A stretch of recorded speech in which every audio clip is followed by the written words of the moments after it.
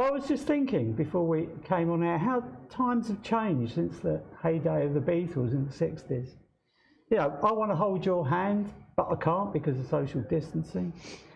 Sergeant Pepper's Lonely Hearts Club Band, they can't rehearse anymore.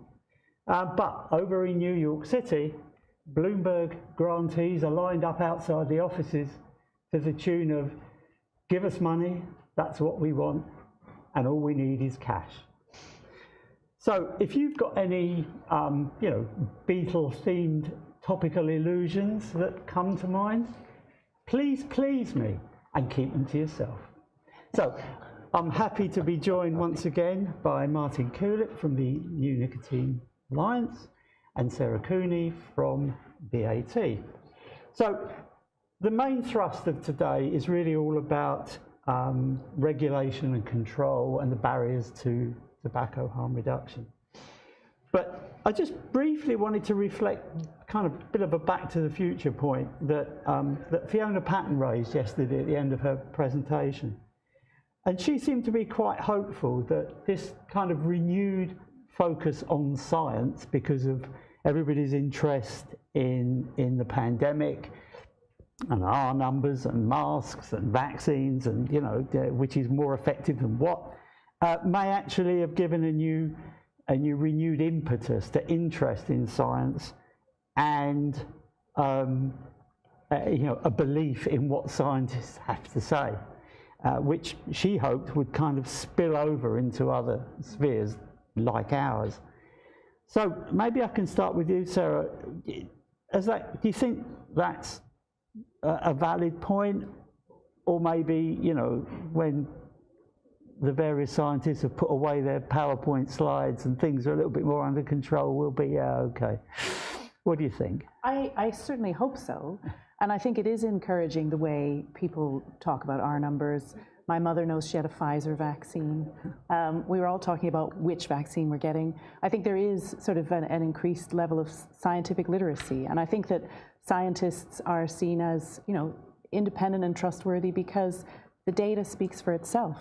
And one can only hope that that will translate into tobacco harm reduction as well. Right, but what about the thought that it's, you know, if you think about the way different governments appear to be advised differently by different scientists, and all scientists have their views. You know, we've had, I didn't know there were so many scientists out there to talk about microbiology and virology, and, you know, so many ologies have emerged.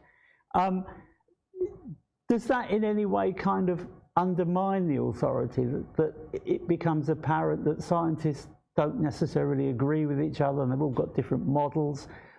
Or, I mean, is there a way of explaining, I suppose, that, yeah, this is the nature of science? It doesn't mean to say they're wrong, but they won't necessarily all agree on the same thing.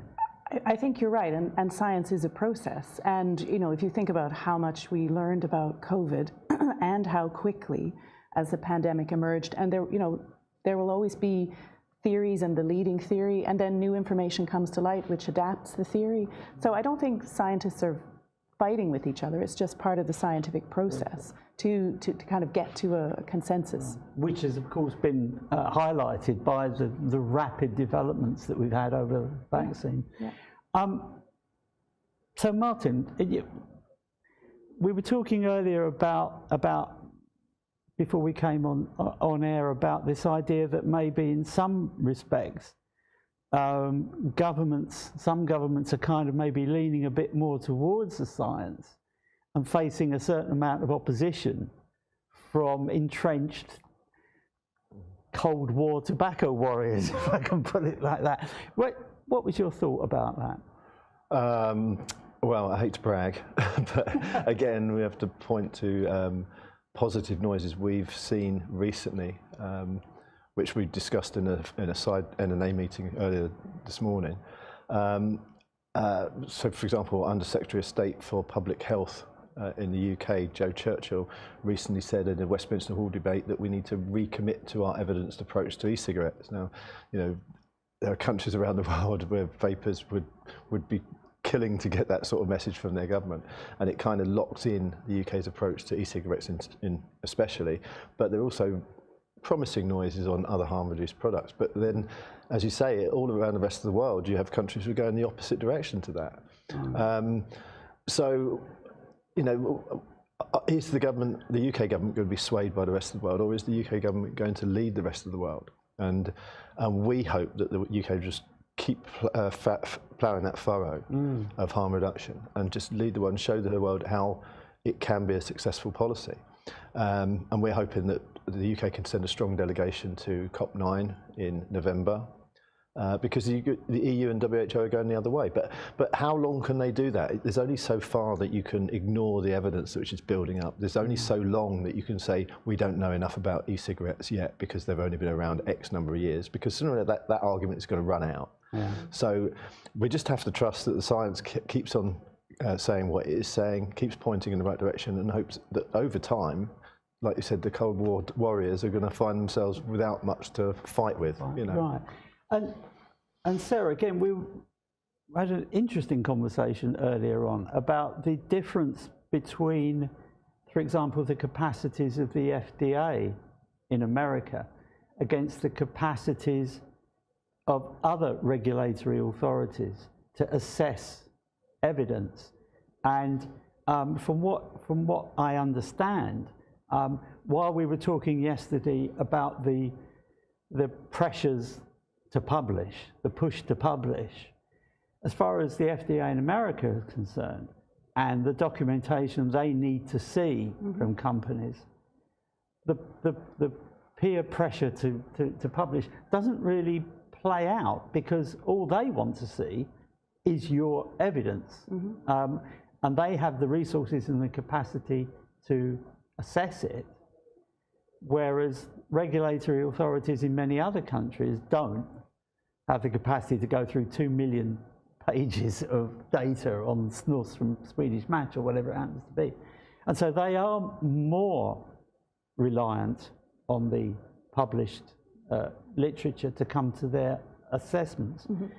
So under those circumstances, there is a responsibility, even more of a responsibility, for scientific literature to properly reflect what the evidence base is.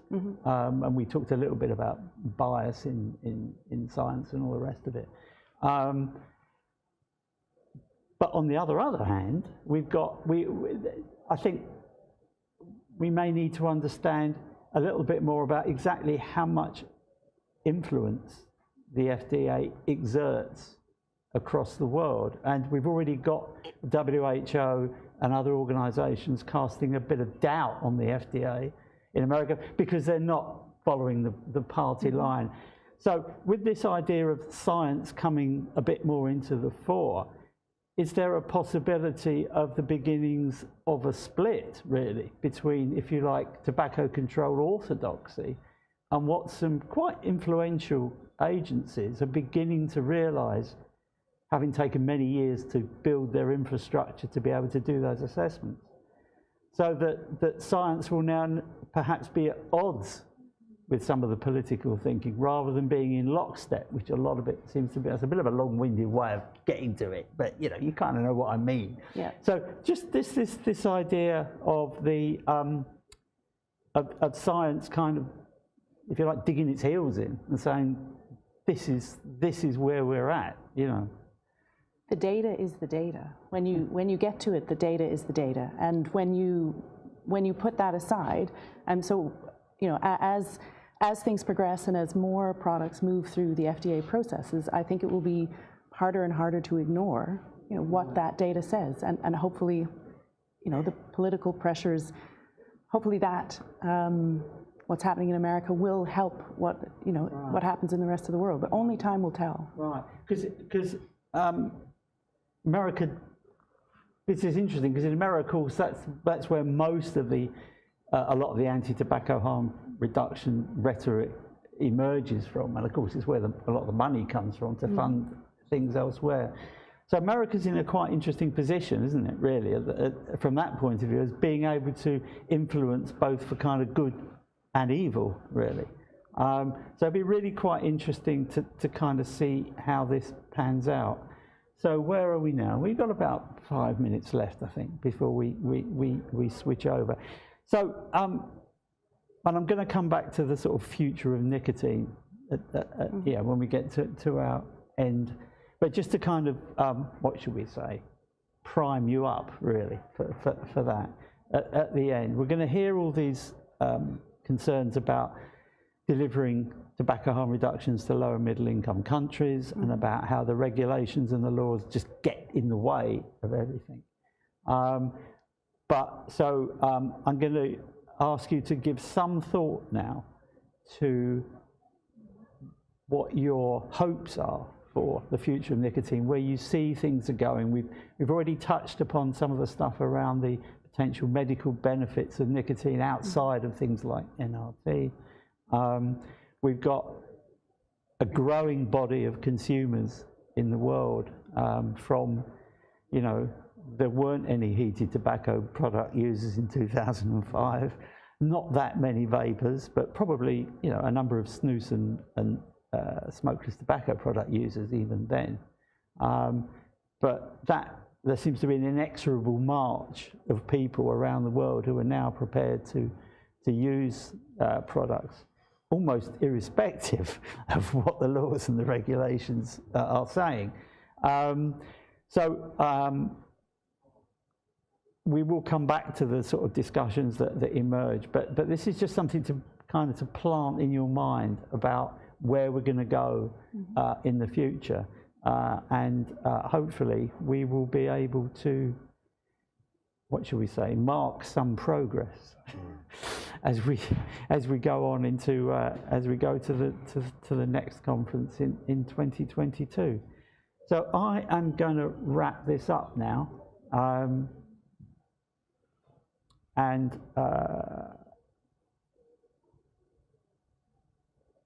actually, I'm not going to wrap this up. I'm going to just step back slightly because we've still got a couple of minutes. I'm assuming that you didn't have a hard day's night last night. Just getting that little Beatle joke in there again, folks. Just something that, and I may have asked you this yesterday, so apologies if I did, but I'm going to ask you again about what kind of stands out for you now in this whole debate. Some of the stuff we heard yesterday. What kind of what bells ring for you when we sit and talk about these subjects? I mean, some of the things that we've been saying, you say you've been saying for the last 10 years. I mean, does it feel like that the smoke and the mirrors begin to clear as we go forward, or are you still? Are we still basically in the trenches? Do you think? I think what you're saying about low middle income countries, for years we've seen them following the WHO's line, because many of them haven't got the resources to think up their own policies, so they're just going by what the WHO says. Hopefully in the future we'll have more governments like the UK, like America with the FDA, coming out with and showing you how you can regulate products like this in a good manner, and instead of listening to WHO, they might look at other countries like the UK and USA and take their lead from us instead, rather than WHO. And maybe the WHO will then start coming around, because they'll have to sooner or later. They can't keep being. They'll be on the wrong side of history. Exactly. Yeah. Just a quick word. You just can't, ultimately you can't ignore the data. No. You can't ignore the evidence, and as the evidence continues to mount up, and I think that's why you're starting to see attacks not on the data, attacks on other aspects. So I think that the evidence will bear out in the end, although it's a bumpy road sometimes. So the ad hominem attacks that we're seeing are the last thrashes of the desperate. Yes. They've got hardly anything left. Indeed, they've got nothing left in the armoury. Yeah. Okay, and on that combative note, I will now pass you back to the main session and our first speaker of the day. Thank you very much, and see you guys later.